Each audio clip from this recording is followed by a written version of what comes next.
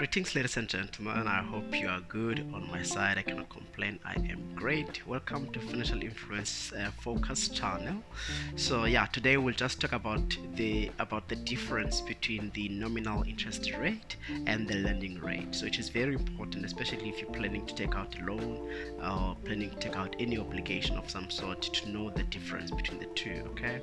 So without having to waste any further time, I'll just start by explaining, or rather giving you an idea in contrast terms as to what is the difference between these two terms that I've just mentioned. Okay, so the nominal interest rate is basically the stated interest rate without adjusting for inflation or compounding, right?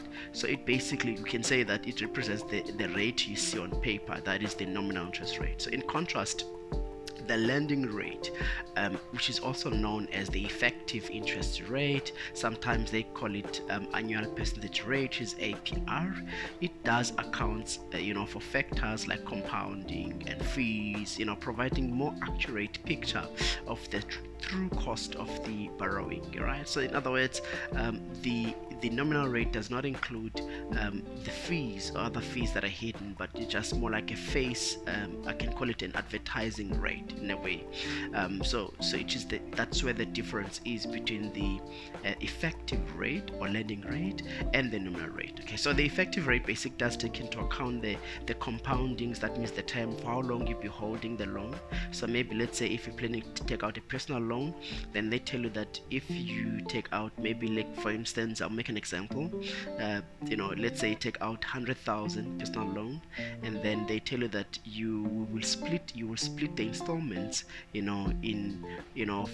for the next 5 years, just making an example. So paying monthly, so that means then your monthly installment will be smaller, but of course the shorter the term is, the higher the amount that you pay on monthly basis. Okay, so but however, if you hold a loan for long term, that means more interest that you'll be paying on that specific loan. Right, so I'll make an example about it so that you can see what is the difference between these rates that I've just mentioned. Like for instance, if a loan has a nominal rate or a nominal interest rate of 5%, but of course let's say it's compounded quarterly, and of course if it's compounded quarterly, then that means there are additional fees involved into it.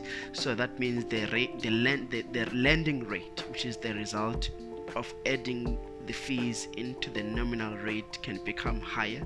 So that's why I said to you that it's more like the advertising rate, the nominal rate. So that means I will say that as the someone that wants to assess the actual cost of borrowing, you must pay your attention towards your lending rate rather than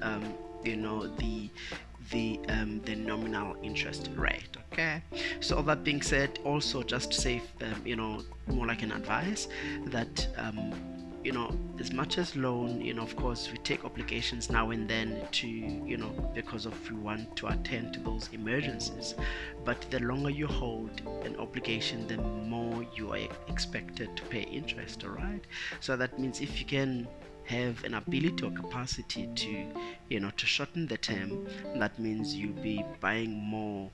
That means the cost of borrowing will be lower as compared to if you hold a loan longer than 12 months, and then if you hold a loan like within 12 months. Okay, so all that being said, we will talk more, or rather I will unpack more about the importance also of checking our credit scores, which is on the next video. Talk about credit score, and then after that we will transition smoothly and provide you more advices around the importance of being ready whenever you want to buy a house. If you're planning to buy it using the mortgage bond, not buying it on cash, so that means you'll transition smoothly from that to those tips. Okay, and then of course going forward, then we'll talk about more investment platforms that are there for us that we can invest. So of course I'm looking forward to engage with you guys going forward. If you like the videos, please don't forget to subscribe and comment on the comment section below, and of course don't forget also to hit the bell notification so that you can get some notification whenever we add videos in this channel. All right, all that being said, you keep well, and up until next time, cheers.